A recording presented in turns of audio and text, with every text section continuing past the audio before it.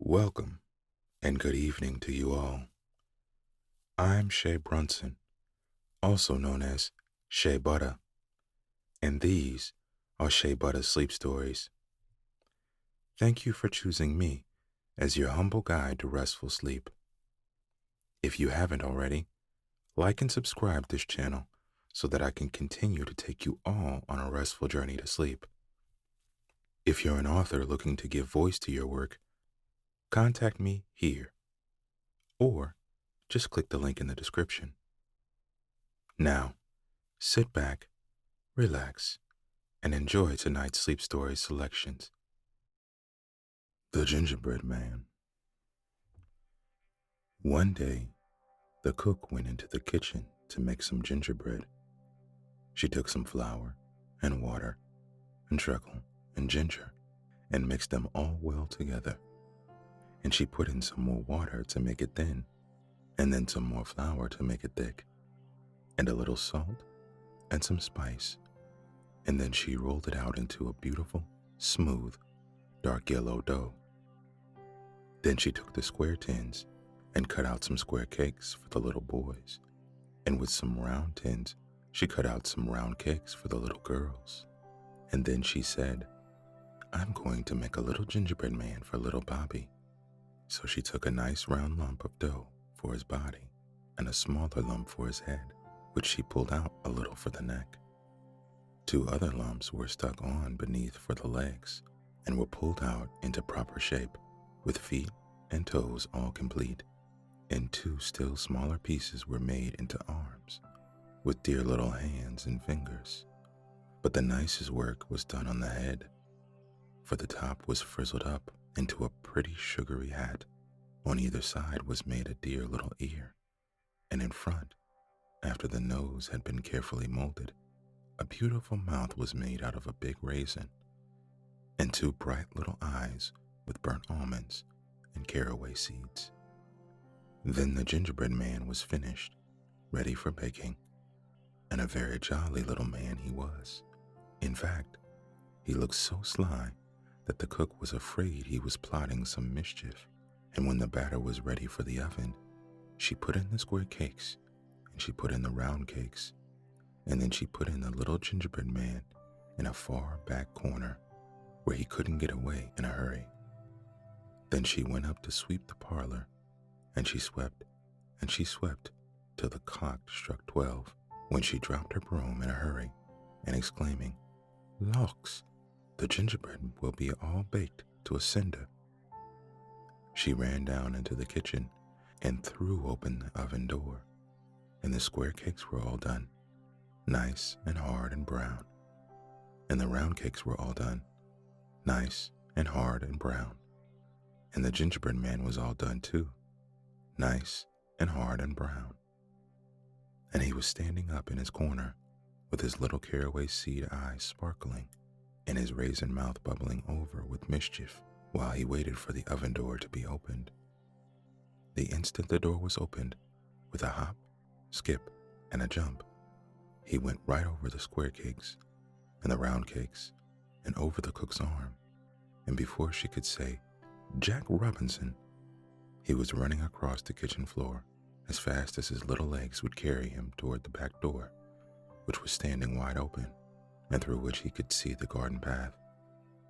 "Run, run, fast as you can. You can't catch me. I'm the gingerbread man." The old cook turned round as fast as she could, which wasn't very fast, for she was rather a heavy woman, and she had been quite taken by surprise. And she saw lying across the doorway, fast asleep in the sun, old Mouser the cat. "Mouser, Mouser," she cried, "stop the gingerbread man. I want him for little Bobby." When the cook first called, Mouser thought it was only someone calling in her dreams, and simply rolled over lazily. And the cook called again, "Mouser, Mouser." The old cat sprung up with a jump, but just as she turned round to ask the cook what all the noise was about, the little gingerbread man cleverly jumped under her tail, and in an instant was trotting down the garden walk.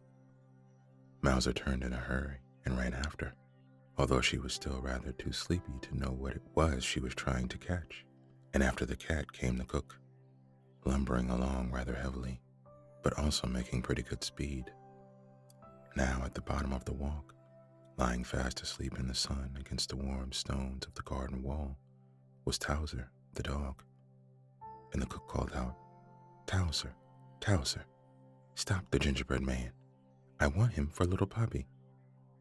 And when Towser first heard her calling, he thought it was someone speaking in his dreams, and he only turned over on his side with another snore. And then the cook called again, "Towser, Towser, stop him, stop him." Then the dog woke up in good earnest and jumped up on his feet to see what it was that he should stop.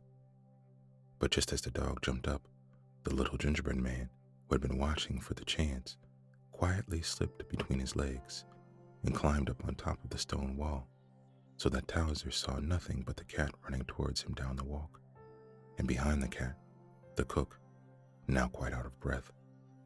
"Run, run, as fast as you can. You can't catch me. I'm the gingerbread man." He thought at once that the cat must have stolen something, and that it was the cat that the cook wanted him to stop. Now, if there was anything that Towser liked, it was going after the cat.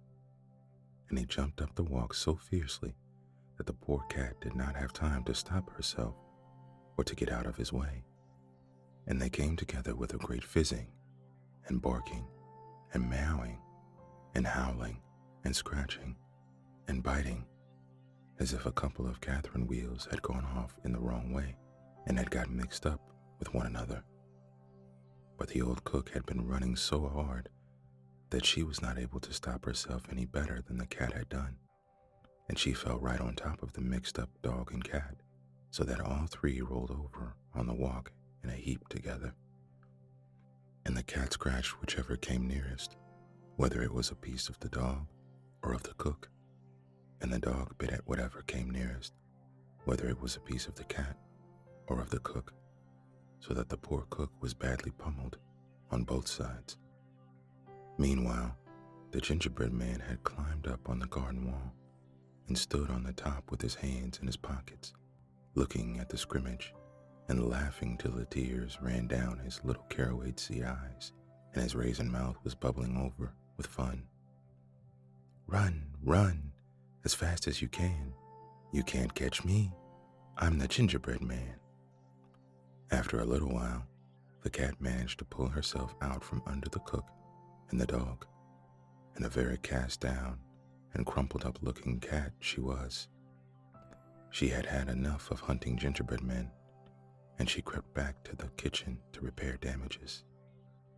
The dog, who was very cross because his face had been badly scratched, let go of the cook, and at last, catching sight of the gingerbread man, made a bolt for the garden wall. The cook picked herself up, and although her face was also badly scratched and her dress was torn, she was determined to see the end of the chase, and she followed after the dog, though this time more slowly.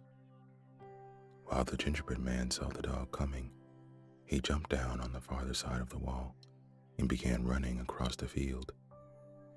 Now in the middle of the field was a tree, and at the foot of the tree was lying Jocko, the monkey.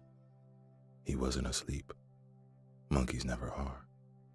And when he saw the little man running across the field and heard the cook calling, "Jocko, Jocko, stop the gingerbread man," he at once gave one big jump, but he jumped so fast and so far that he went right over the gingerbread man.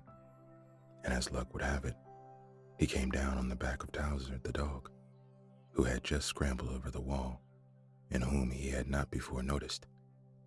Towser was naturally taken by surprise, but he turned his head around and promptly bit off the end of the monkey's tail, and Jocko quickly jumped off again, chattering his indignation.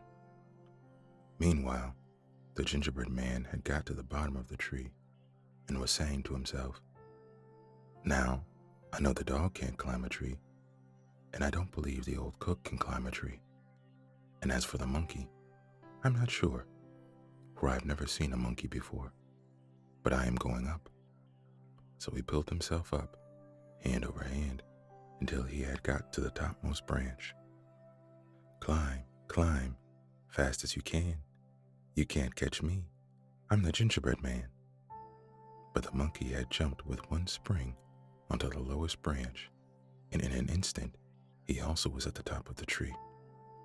The Gingerbread Man crawled out to the furthermost end of the branch and hung by one hand, but the monkey swung himself under the branch, and stretching out his long arm, he pulled the Gingerbread Man in. Then he held him up and looked at him so hungrily that the little raisin mouth began to pucker down at the corners, and the caraway seed eyes filled with tears. And then what do you think happened? Why, little Bobby himself came running up.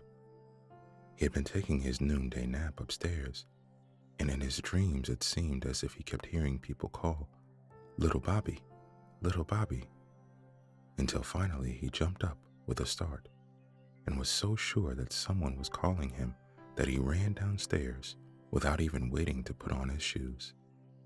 As he came down, he could see through the window in the field beyond the garden cook, and the dog, and the monkey, and could even hear the barking of Towser and the chattering of Jocko.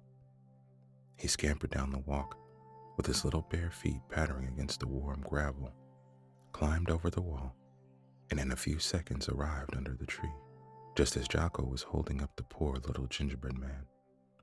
"Drop it, Jocko, drop it, Jocko," cried Bobby. And drop it Jocko did, for he always had to mind Bobby. He dropped it so straight that the Gingerbread Man fell right into Bobby's uplifted pinafore. Then Bobby held him up and looked at him, and the little raisin mouth puckered down lower than ever, and the tears ran down out of the caraway seed eyes.